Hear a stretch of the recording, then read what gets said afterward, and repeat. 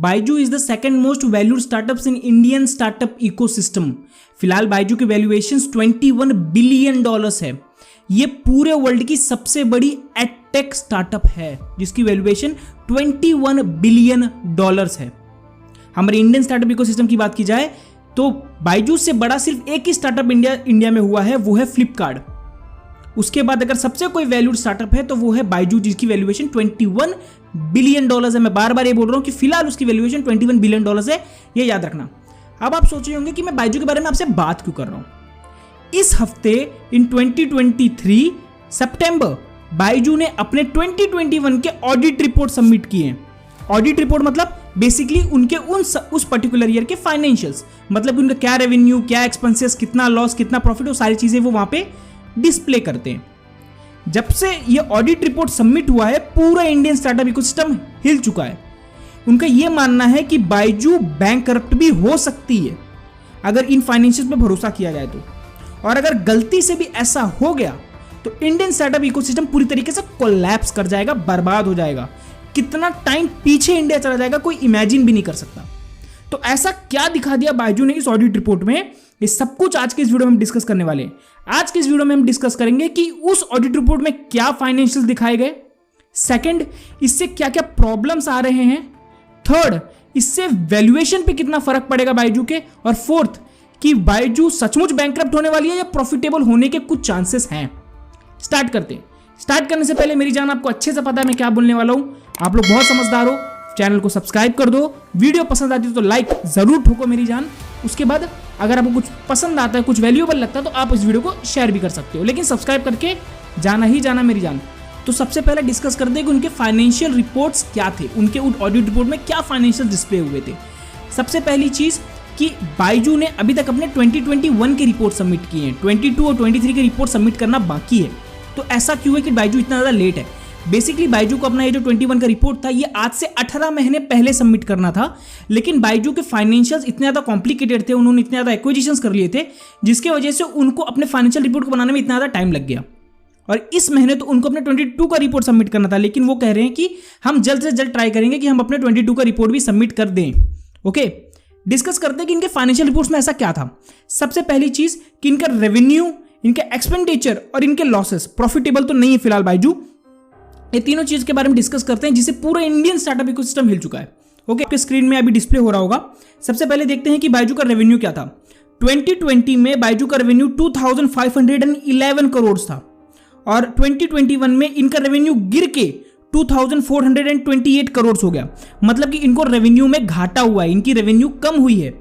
तो हमारा अंदाजा लगता है कि अगर रेवेन्यू कम हुई है तो सिंपल सी बात है एक्सपेंसेस कम हुए होंगे, लॉसेस भी कम होंगे, लेकिन ऐसा नहीं हुआ है। रेवेन्यू कम हुई है लेकिन एक्सपेंसेस उनके 2020 में उनके एक्सपेंसेस 2873 करोड़ थे जो कि बढ़ के 7227 करोड़ हो गए हैं 2021 में। मतलब कि लगभग 3 गुना का राइज हुआ है, मतलब 3 टाइम्स राइज हुआ है इनके एक्सपेंडिचर में।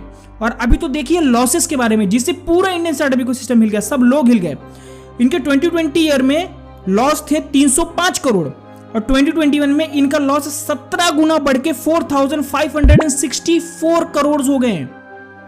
मतलब कि रेवेन्यू में घाटा लेकिन एक्सपेंसेस ज्यादा है और लॉस 17 गुना ज्यादा है।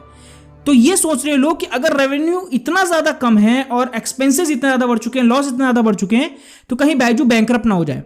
अब लॉसेस इतने ज्यादा है तो पहले ये देखते हैं कि बायजू का मैक्सिमम एक्सपेंस कहां गया है।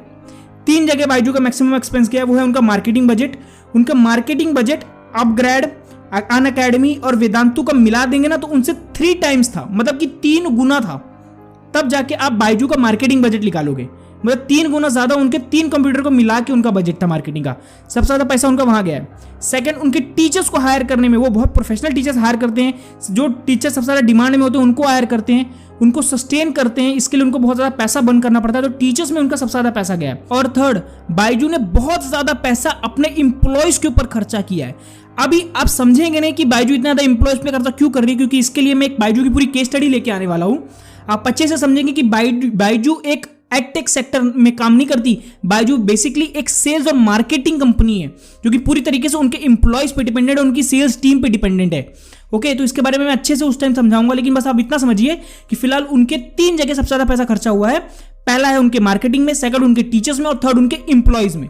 ओके, तो जिसकी वजह से इनके फाइनेंशियल रिपोर्ट्स इतने खतरनाक आए हैं और इनके रेवेन्यू इतना ज्यादा गिर चुका है और लॉसेस कितने ज्यादा बढ़ चुके हैं।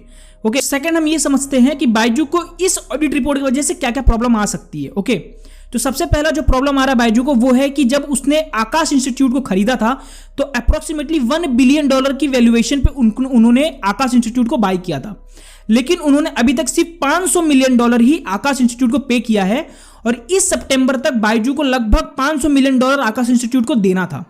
प्लस बायजू ने एक फाइनेंशियल इंस्टीट्यूशन से $500 बिलियन का कर्जा भी उठा के रखा हुआ है। ओके, तो फिलहाल बायजू के पास कोई भी पैसा नहीं है जिससे वो अपने इन लोन्स को, अपने इन ड्यूज को क्लियर कर सके।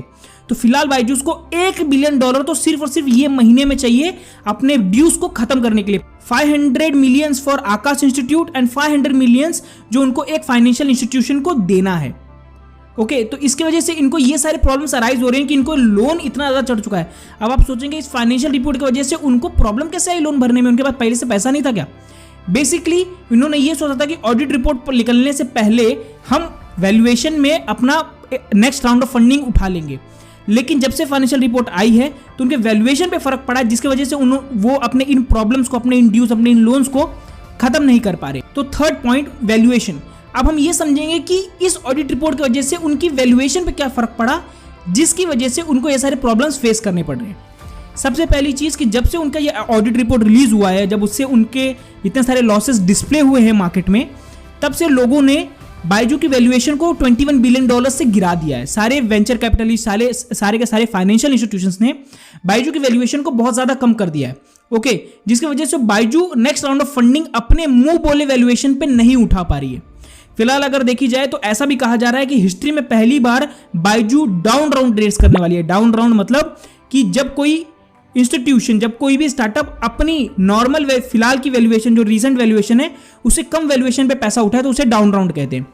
इसको बचाने के लिए, डाउन राउंड से बचने के लिए बायजू ने क्या किया है कि बायजू ने बहुत ज्यादा मिडल ईस्ट के वेंचर कैपिटलिस्ट को, उनके इन्वेस्टमेंट फर्म को कांटेक्ट करना चालू किया है। For example Abu Dhabi foreign wealth fund and कतार इन्वेस्टमेंट अथॉरिटी, इन दोनों को इन्होंने कांटेक्ट किया है कि शायद ये इनको वैल्यूएशंस, इनकी मुंह बोली वैल्यूएशंस पे इनको पैसा दे दें।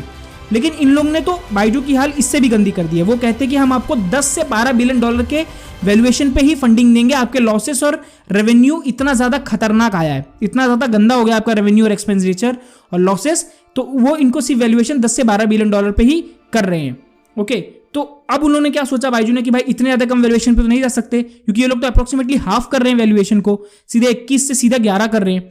तो क्या करते हैं कि हम अपने जो एग्जिस्टिंग इन्वेस्टर है उनसे पैसा उठाते हैं।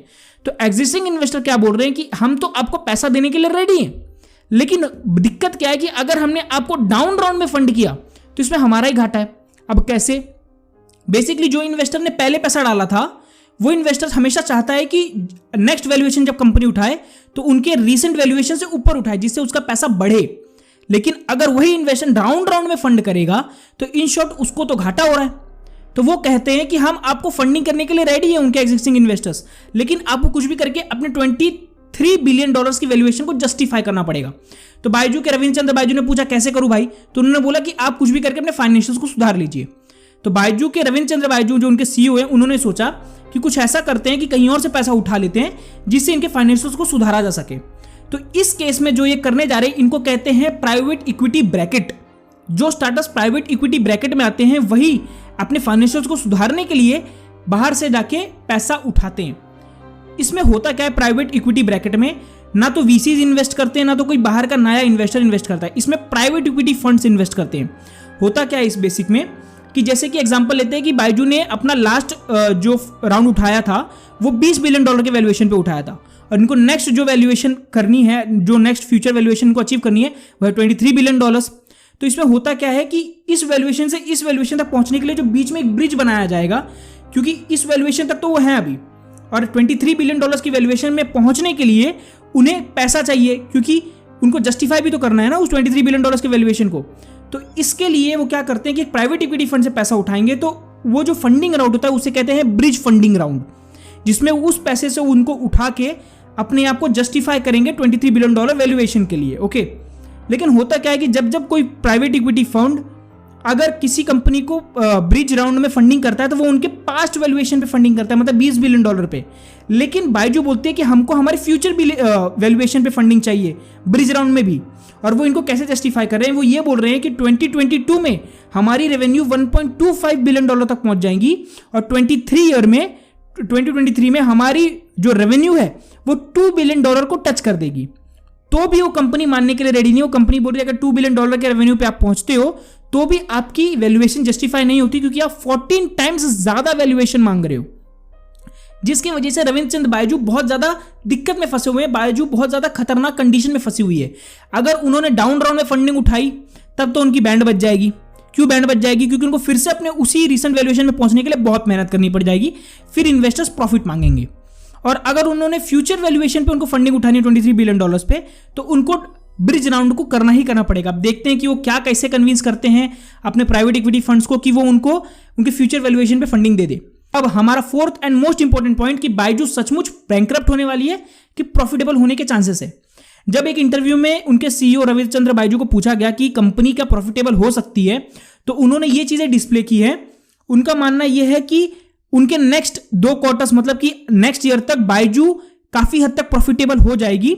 उनका कहना यह है कि जो उन्होंने आकाश इंस्टीट्यूट को एक्वायर किया है, ग्रेट लर्निंग को एक्वायर किया है और उनका खुद का ब्रांच जो बायजू का मेन सेक्टर है, ये तीनों स्टैंड अलोन मतलब कि अपने अपने इंडिविजुअल में प्रॉफिटेबल हो जाएंगे। लेकिन जो उन्होंने व्हाइट हार्ट जूनियर को एक्वायर किया है वो काफी टाइम तक लॉस में रह सकती है, क्योंकि उनका जो कस्टमर एक्विजिशन कॉस्ट है वो बहुत ज्यादा है, क्योंकि उनका जो टारगेट ऑडियंस है वो बेसिकली आउट ऑफ इंडिया रहते हैं, वो बेसिकली फॉरेनर्स हैं, तो जिसकी वजह से उनका कैश बर्न बढ़ता रहेगा।